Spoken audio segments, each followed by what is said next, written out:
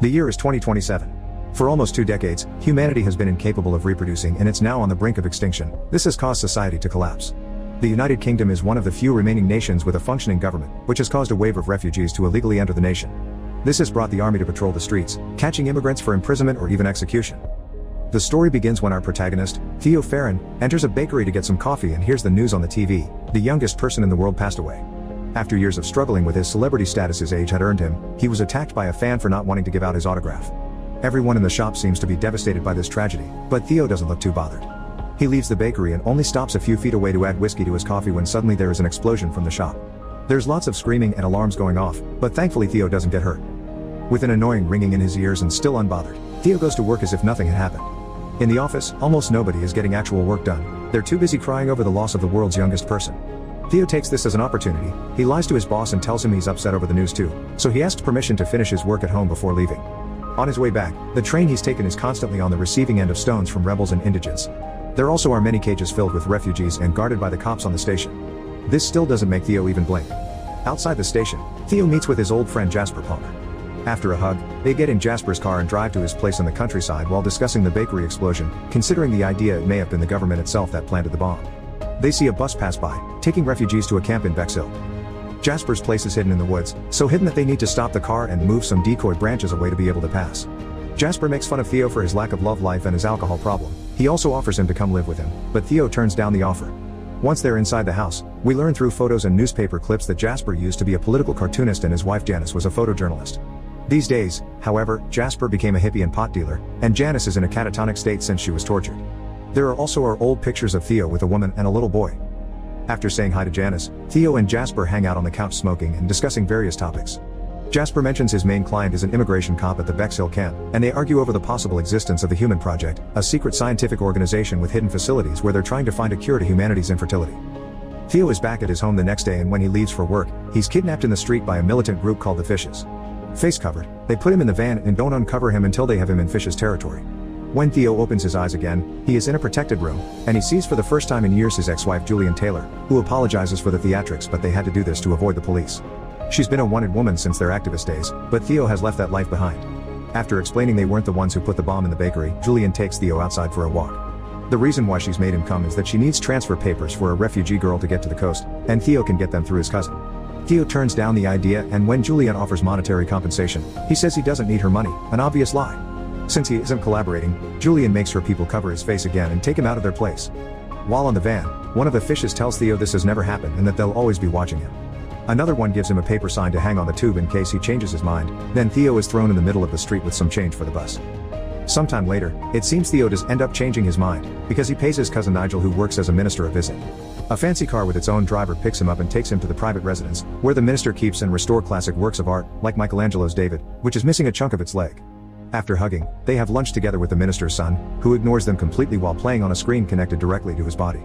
After asking his cousin about his wife, Theo asks for the transfer papers by making up a story that they're for his girlfriend to be able to visit her very sick brother in Brighton.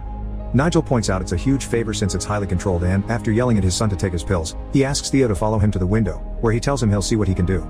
Theo wonders why Nigel keeps all this art when in 100 years there won't be anyone to look at it. Nigel replies he just doesn't think about it. Hours later, Theo is at a pub and is approached by one of the Fishes, Luke, who saw the sign Theo had been given posted outside. Theo explains he did get the papers, but they're joint, so he is the one who will have to escort the girl, a task he'll accept if he's paid more. Luke accepts because Julian thinks highly of Theo. The next day, Theo is approached by one of the Fishes again while he's betting on the dogs, a woman that shows him the same sign he used the day before. He follows her outside and onto a bus, where Julian is waiting for him. She asks about the papers before reminiscing about the old days, but they end up arguing over the way they handled the passing of their child, Dylan, and eventual separation. When they reach their stop, they hurry out of the bus and Theo takes the chance to ask why he was chosen. Julian says she trusts him. He also asks what will happen to them, and Julian says she doesn't know before pecking his lips. She says he's only come for the money. After crossing a bridge, they walk under it to meet with Luke, who gives Theo his money as soon as he asks for it. While explaining to him that he'll be taken to the first checkpoint in Canterbury and then he'll be on his own with the girl, they get in the car, where Theo is introduced to a woman named Miriam and the young girl he'll be escorting, Key. They drive to Canterbury. Theo sleeps at the beginning of the trip, but when he wakes up later on, he and Julian reminisce about their old days as activists and play a little game with a golf ball. When they're about to reach their destination, they're ambushed by an armed gang. Julian gets shot. They manage to drive away from the gang, but then it's the police that arrive and chase them instead. Luke has no other option but to stop the car. However, when he gets out, he shoots both cops before returning to his place behind the wheel and getting everyone out of there as soon as possible. They stop to say their goodbyes to Julian. The two women cover the body with a shawl and pray, while Theo pretends to be unaffected until he distances himself from them, then he allows himself to cry. It doesn't last long though, because Luke quickly tells them to get back in the car so they can leave before they're caught again. It's nightfall when they reach a fish's safe house, where the entire group is meeting to vote for their new leader. Theo asks for a ride to London, but he's told it's too dangerous and he'll have to wait until the next day. Instead, he's offered a shower and clean clothes. After washing up, he chit-chats with one of the fishes before Miriam comes looking for him to take him to Key. She takes him to the barn while the fishes vote for Luke as their new leader. Inside the barn, Theo is left alone with Key, who says Julian told her stories of their child and if things got bad, she should talk to Theo because he's the only one she can trust to take her to the boat called the Tomorrow. Theo doesn't want anything to do with this, so to convince him, Key takes off her dress and reveals her secret. She's pregnant. Theo is shocked, not believing what he's seeing, but the moment is interrupted by Luke, who takes them all back to the house. They watch the news on the TV. Julian's body has been found, and they're now looking for the people that were with her in the car. The police think they'll be able to identify them soon. An argument starts then about what they should do with Key. The fishes don't want to make her public because the government will take her baby away, but Theo thinks she needs proper care. There's also the matter of the human project being rather difficult to contact, so they may lose their only chance if they don't go to meet that boat. Key decides to stay and have her baby in the safe house, but she still wants to be taken to the Tomorrow after her baby is born. Later that night, Theo can't sleep, so he is awake to hear the noises of people arriving outside. He sneaks around to secretly learn what's going on. It's the people that attacked them earlier. The ambush had been Luke's plan so he could become the leader and take control of the baby to use it as a political tool in their revolution. Theo won't allow this, so he rushes to Key's and Miriam's bedroom to tell them what's going on and help them escape.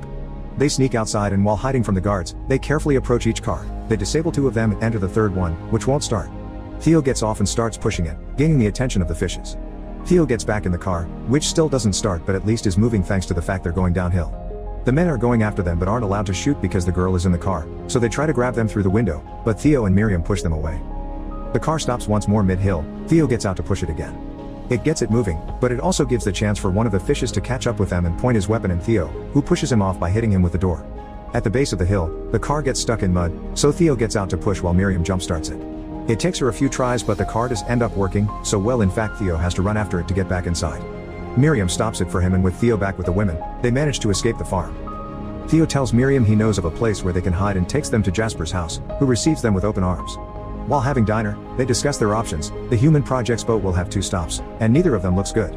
Winsmore is too far away to make it there in time, and the Bexhill is the refugee camp. Jasper thinks that's the solution, and tells them to eat while he gets some things ready. The next morning, Miriam is outside practicing something similar to yoga and Key is braiding Janice's hair. Theo approaches her and asks her about the pregnancy. She's 8 months pregnant and she doesn't know who the father is. At that moment, Jasper returns with a plan. The group can go to the Bexhill camp and meet with Jasper's cop buyer, who will smuggle them inside so they can get to their boat. Key accepts this plan. Night falls.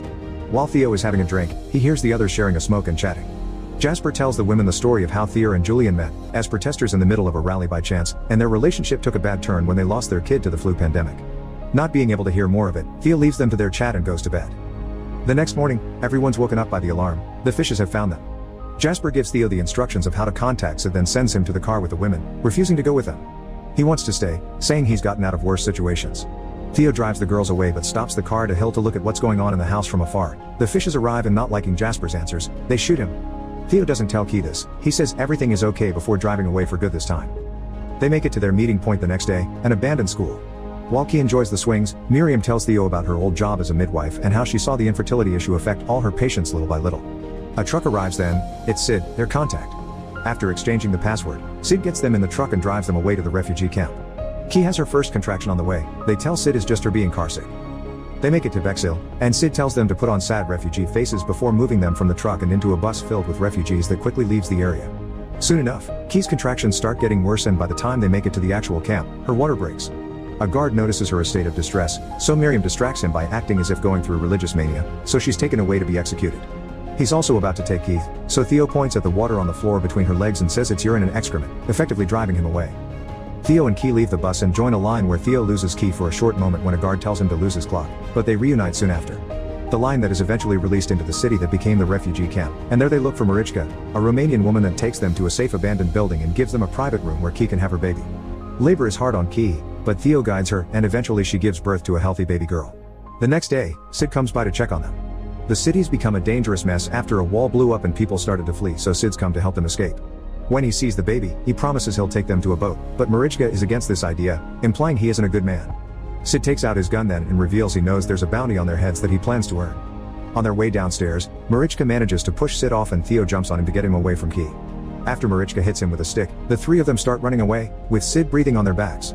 They go down a hallway to reach a street, and when Sid gets stuck on the door, Theo finishes him off with a brick to the head. Theo asks Marichka about the boat, and after some confusion on her part, she catches on and starts guiding them to it amidst all the fighting between the military and the fishes.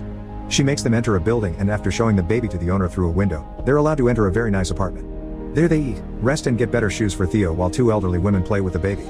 One of the guards tells them they need to leave in an hour, so when that time passes, they put Key on a wheelchair and leave the building. They're running again, and soon they're found by Luke and the fishes. Luke takes Key and the baby with him and leaves the other fishes to shoot Theo and Marichka. They're about to do so when more military arrives, giving Theo and Marichka a chance to run from them and try to find Key. Theo gets separated from Marichka, but he keeps going, avoiding soldiers and fishes until he makes it inside a building under heavy fire. After climbing various stairs, he finally finds Key and her baby near Luke, who is trying to convince them of his good cause when a bomb goes off in the building, ending his life. Theo grabs Key and the baby and escorts them out, not having trouble leaving the building because everyone is awed by the baby. The refugees touch them as if they were a vision, and when they are stopped by the fishes, they also let them pass. While leaving the building, the soldiers who enters notice the baby and starts yelling to stop the firing so they can let them pass. As they walk away, everyone outside stare at them in shock, but the fire resumes when the trio is far enough from the building. They quickly get back to the building entrance where they had been captured and reunite with Marichka, who finally takes them to an underground passage where their boat is waiting for them. After refusing to join them, Marichka pushes the boat and sends them to the sea. Theo rows until they make it to the buoy that will serve as their rendezvous point. While waiting, Key notices blood on the boat and Theo tells him it's his. He's been shot, but he's fine. When the baby starts crying, Theo teaches her to burp her, and Key decides then that she will call her daughter Dylan, after Theo's child. It is then that Theo loses consciousness and perhaps even passes away exactly as the tomorrow arrives to take Key and Dylan to safety.